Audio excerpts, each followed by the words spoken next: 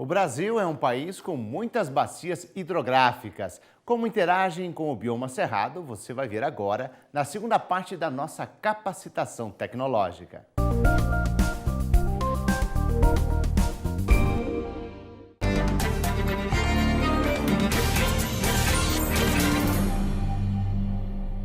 Olá, meu nome é Jorge Werneck Lima e eu vou, na aula de hoje, falar sobre os estudos hidrológicos que estão em andamento na região do Cerrado.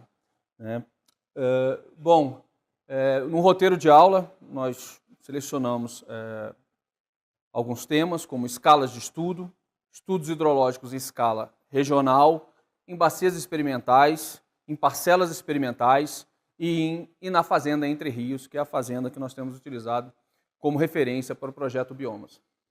Olhando essa figura, nós vemos que na Terra nós temos uma quantidade de água realmente muito grande. Quando a gente detalha um pouquinho mais a informação, nós vemos que temos grande parte do território, em torno de 1/3, em regiões semiáridas, áridas ou muito áridas.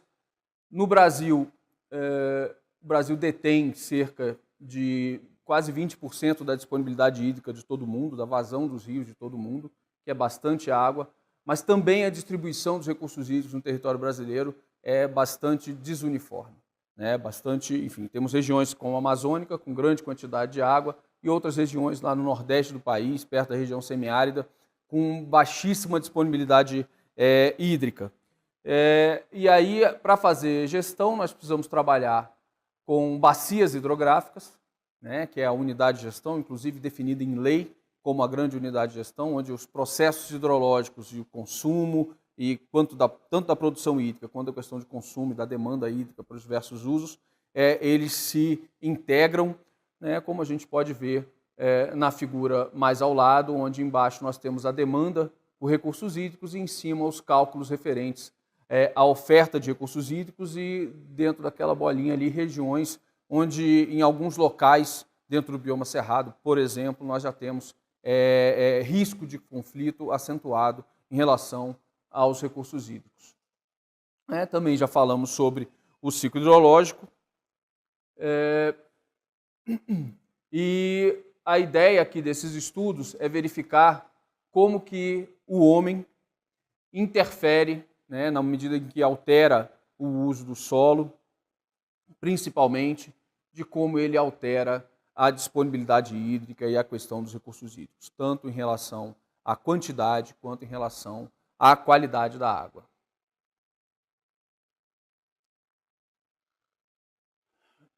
Bom, para se fazer gestão, para se fazer uma gestão adequada, é fundamental que se tenha informação, que se tenha dados, que se conheça a região, tanto do ponto de vista da oferta quanto do ponto de vista da demanda. Só que para obter esses dados são necessários instrumentos, mão de obra, um esforço operacional bastante grande. Temos que lembrar que estamos tratando de processos altamente dinâmicos, quando se pensa, por exemplo, na geração de escoamento superficial. É no momento que chove, naquelas 2 horas depois aproximadamente, você tem o escoamento sobre o solo, depois você não tem mais. Então, para monitorar tudo isso, é bastante complicado. O ideal seria que nós tivéssemos um bom monitoramento em todo o território, ou principalmente nos locais onde você tem problema e necessidade de gestão um pouquinho mais acurado. Mas não é isso que acontece. E para isso nós criamos áreas que são conhecidas como bacias experimentais, que é onde a gente trabalha numa escala em que a gente consegue fazer todo esse monitoramento para a compreensão dos processos, compreensão de como é que aquela gotinha de água que cai da chuva, para onde ela vai, se ela infiltra, se ela escoa, quando escoa se gera escoamento, se gera erosão, se carrega nutriente. Então, para isso a gente cria algumas áreas experimentais, como as bacias experimentais, para fazer esse tipo de estudo e posteriormente conseguir extrapolar essas informações. Então, numa bacia experimental, por exemplo, bem monitorada, como essa que está apresentada, de 100 km², já foram gastos aproximadamente R$300 mil apenas com equipamento, fora operação. Tá? E deve multiplicar isso aí por alguns números, porque é uma bacia que já vem monitorando os recursos hídricos do Cerrado e o comportamento hidrológico do Cerrado há mais de 10 anos. Ok? E nessa bacia de 100 km² se gastou R$300 mil para poder só equipar. Se pensarmos isso na escala do Distrito Federal, e está aqui essa bacia dentro do Distrito Federal, o Distrito Federal tem quase 6 mil km², você precisaria de 17 milhões para ter um monitoramento similar. Se formos pensar isso em nível de Cerrado, gastaria 6 trilhões de reais para ter isso. Se fosse pensar no Brasil, 25 trilhões apenas, para poder ter todo esse nível de monitoramento.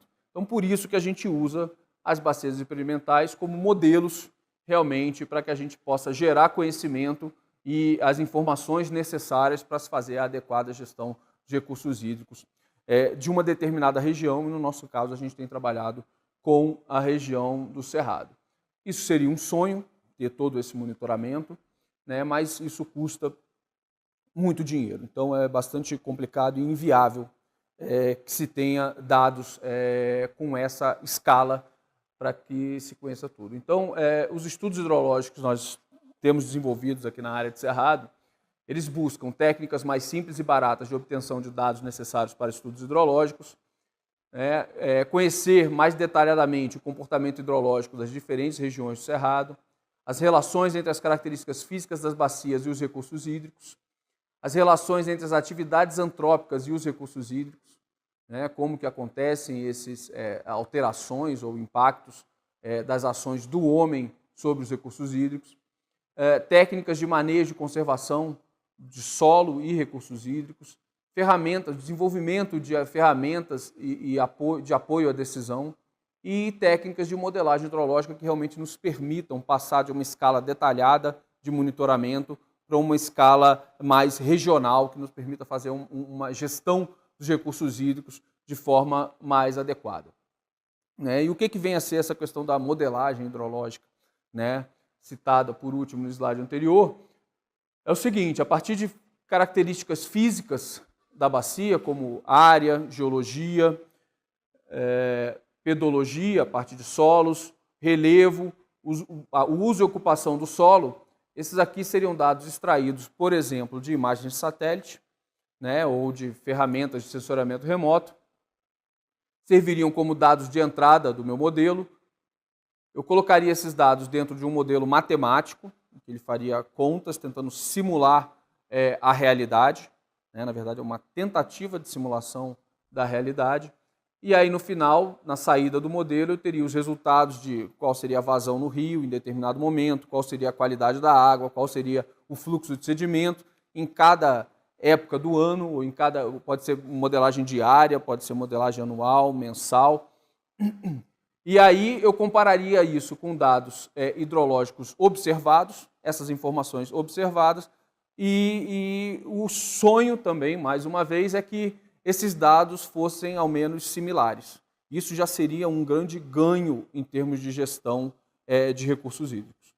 Então, para isso que servem os modelos, para realmente pegar dados, e aí isso servindo para diversas bacias que são monitoradas, a gente esperaria que isso funcionasse para outras regiões, principalmente aquelas que a gente não tem os dados hidrológicos, que são de difícil obtenção, são caros para se conseguir, precisa de mão de obra especializada e equipamentos que muitas vezes inviabilizam. Então, isso seria um grande avanço e viabilizaria uma melhor gestão numa escala mais regional dos recursos hídricos dentro do bioma. Aqui nós temos uma ideia de como que funciona essa questão da mudança de escala com a modelagem hidrológica, com o uso desses modelos. Aqui nós temos trabalhos em parcela, em bacias, em regiões e no bioma como um todo. Tá? E dentro da Embrapa Cerrado nós temos trabalhado com todas essas etapas do processo de modelagem. Quais são nossos objetivos com isso?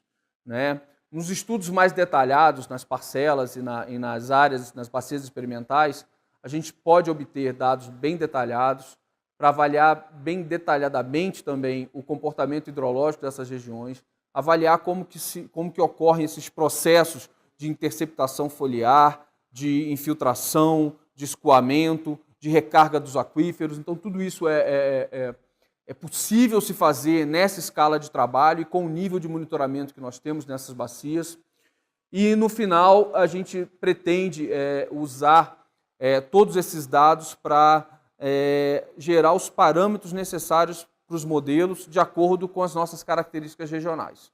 Né? Não adianta nada a gente pegar a característica dos solos americanos, ou dos solos de clima temperado, ou solos do sul do país, ou solo do Nordeste, e falar que essa característica se repete na área de cerrado. E isso não é verdade.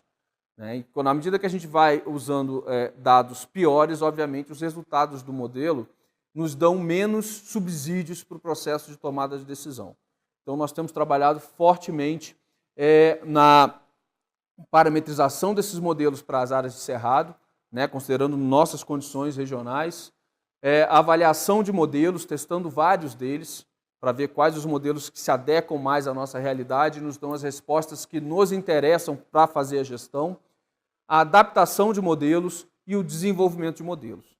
Então, a gente tem trabalhado bastante sobre esses aspectos. Tá? E aí a gente está falando de modelos estatísticos. Esses modelos estatísticos são modelos bastante importantes e úteis, principalmente para a engenharia, né, em que não nos interessam muitos motivos. Eu preciso saber qual a vazão dentro do rio, sem querer saber muito bem quais são as relações causa e efeito que tem lá para trás. Então, os modelos estatísticos aí pode ser uma simples regressão, chuva, vazão, que eles resolvem o meu problema. A gente chama eles de modelo caixa preta, tá? Porque não interessa muito o que está dentro. Os modelos conceituais são aqueles modelos que já começam a pensar nos processos hidrológicos. Do tanto que ele cria compartimentos, do tanto que chove, quanto que infiltra, quanto que escoa, até chegar na geração de vazão, ou de qualidade da água, ou do fluxo de sedimentos. Então, esses são os conceituais. E tem os modelos de base física, que também são conceituais, mas eles tratam o detalhe de como é que os processos acontecem de forma matemática, tentando realmente transformar isso em algo mais contínuo e algo que tem uma relação causa-efeito mais bem explicada possível, já que estamos tratando de processos tão complexos como esse do fluxo de águas. Tá? Então, estamos trabalhando com todos esses tipos de modelo, só que com um foco bastante grande na questão da base física dos modelos. Realmente entender se eu mudar o tipo de vegetação, como é que isso vai mudar a evaporação, a interceptação foliar, o escoamento. Então é isso que a gente vai ver um pouco nessa aula de hoje. Tá? Essa busca pelas relações causa e efeito. E por que isso é tão importante? Na hora que eu quiser trabalhar com cenários, né, do tipo mudança climática, mudança do uso do solo, em cima dos recursos hídricos, se o meu modelo não tem uma base física sólida, a chance dele dar errado ou de não me dizer nada daquilo que eu quero em relação ao processo de gestão é muito grande. Então, realmente precisa ter essas relações muito bem amarradas para que eu faça previsões para daqui a 50, 100 anos, por exemplo. Então, isso tem sido um dos focos do nosso trabalho. Tá? E para fazer os estudos hidrológicos em escala regional, nós temos utilizado muito da Rede Nacional de Monitoramento Hidrológico, é uma rede administrada hoje pela ANA, já foi do Departamento Nacional de Águas e Energia Elétrica, depois foi gerenciado pela Agência Nacional de Energia Elétrica, a ANEEL, e por volta do ano 2000 passou à administração da ANA, e esses pontinhos vermelhos são estações onde são feitos, onde tem monitoramento da vazão dos rios, do nível do rio, das vazões, da qualidade da água e do fluxo de sedimentos também. Aqui nós temos algumas estações, no caso essa estação de cima é uma estação de monitoramento da chuva, uma estação pluviométrica. Aqui embaixo nós temos uma seção de régua no rio. Nós temos também equipamentos automáticos que fazem esse trabalho, como se fosse uma régua automática, que uma vez por dia ou 2 vezes a gente pode programar do jeito que quiser. Ele dá qual é o nível do rio, né? Esse tipo de equipamento, ele armazena o dado ou então transmite via satélite. Tem algumas plataformas de coleta de dados que são automáticas, que a gente pode entrar no site da agência e ver online qual que é o nível do rio. Depois nós precisamos fazer medições nesse rio para correlacionar o nível da régua, ou desse equipamento automático que representa uma régua, com as vazões que passam no rio. Aí depois a gente transforma essa série de nível que o equipamento armazena numa série de vazões. E a partir disso que a gente faz os nossos estudos hidrológicos.